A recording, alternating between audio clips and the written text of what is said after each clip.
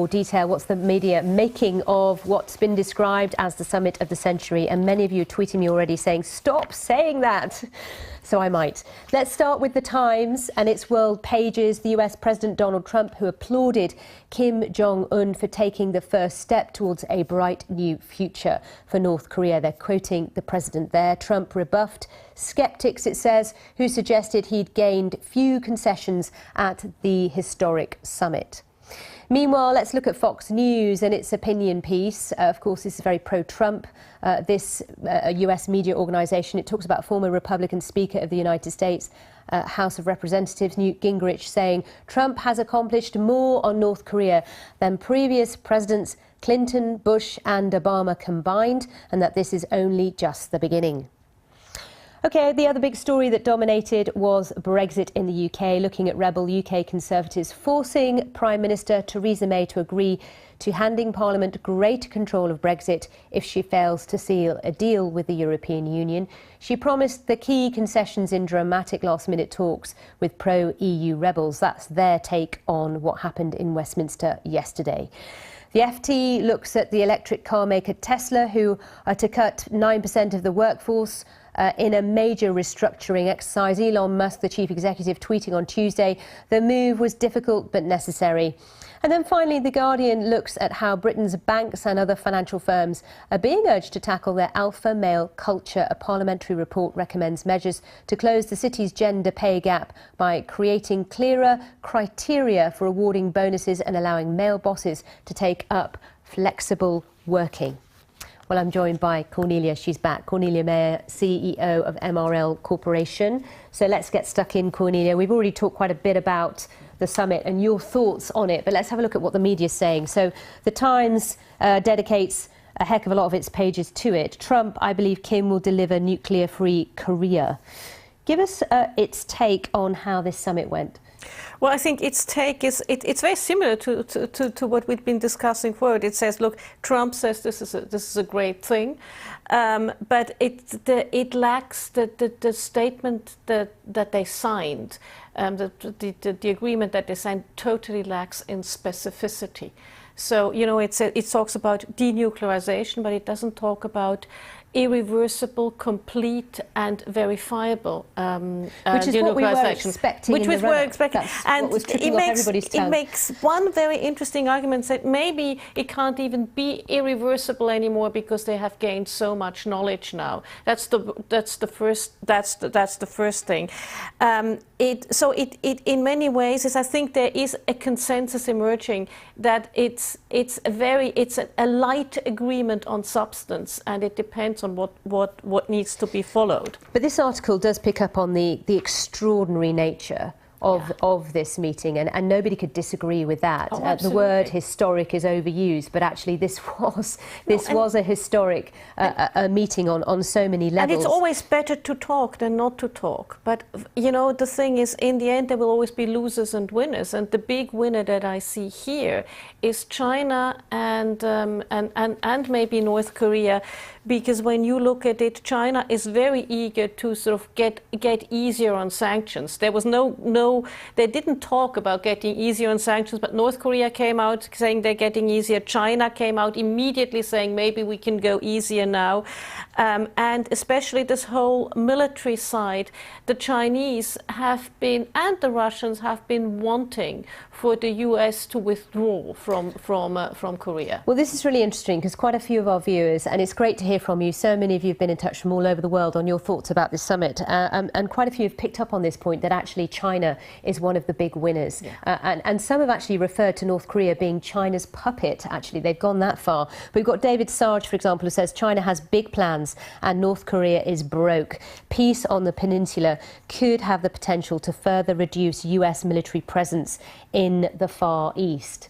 And that was your concern that you were mentioning earlier. Many have also sort of said that they just feel this is empty posturing. That's the view of Grenon Mark, who says for dual domestic consumption, two paltry politicians, it was flag-wrapped, it was grin-weary. One thing I thought was really quite unusual when I was listening to, President Trump at the press conference afterwards, this sort of video that was played out, almost like propaganda before he came onto the stage, talking about these two leaders and what they were going to achieve. But when he was talking about, you know, the potential of the beaches, and the real estate magnate came through. You can take Trump out of real estate, but not real estate out of Trump. He couldn't help himself, could he? But absolutely, he couldn't help himself. But here it says, this article in the Times also says one thing, that one of the Chinese papers, state-owned papers, came out and said, you know what, Korea redevelopment ain't going to be a thing for the US, it's going to be for China and South Korea. And that was interesting. Quite clear. Well, let's look at Fox News now. And of course, we know that Fox News is the US media organisation that Donald Trump loves. And some actually elsewhere in the media say it's just a mouthpiece for the White House at this particular juncture, especially Fox and Friends, the morning show. But he gave an interview to Fox News, and Newt Gingrich is talking about Trump accomplishing more than Clinton, Bush and Obama combined. Well, I would say yes for China. Once again. But I think Newt Gingrich has one point. He says, look, don't underestimate Trump, because, you know, look what he has done in terms of gaining, capturing the US public and becoming president. And when I look at how he's handled this summit, he's been playing to his base. He has midterms coming up. You know, when we talked about the joint military exercises, which he calls war games. And he said, you know, these assets that we are flying out, these big bombers we are flying out from Guam, this is so expensive. He, again, is playing but also, to his he's talking base. about bringing the troops home. And again, that's you know, something very that emotive issue. And it's emotive, yes, but I could could sort of basically hear the screams from Tokyo in my office in London. Right, let's talk about the big story in the UK, which was the very tough day that the Prime Minister was facing yesterday in Parliament with a vote on the EU, changes to the EU withdrawal bill, as it were, that the House of Lords was trying to see through. This time, she won, it would seem. Well, she won, but by a whisker.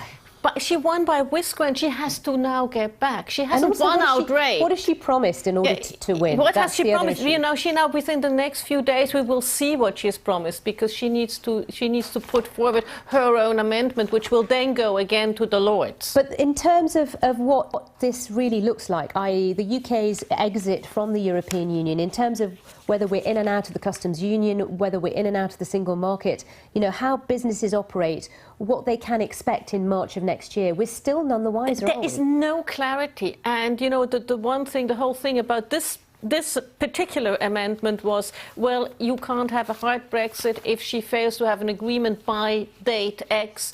The Parliament has more of a say. But we are none the wiser. And what really worries me deeply is, you know, we are talking amongst ourselves. We need to be talking to the European Union. It's nice. Our discussions are nice, but they're not going to get us to an agreement. Just a quick word on Tesla, because I do want to get to the gender pay gap in the city. Elon Musk saying, you know, it's really tough to have to lay off these people, 9% of the workforce. You know, reality's kicking in for Elon Musk. I mean, he's a real maverick, and he's an extremely clever man. But he's got to deliver, hasn't he? And he has said now, he's actually changing the strategy. Up to now, it was about market share. He says, I cannot really deliver unless I'm becoming sustainably profitable. And you look at this. This company has a higher... Yes, they're burning through cash. Exactly. This company is burning through cash, has a higher market cap than GM, and produces just a few cars. It's unbelievable. It is unbelievable, but so far he's managed to ride that unbelievable wave. We'll see for how long.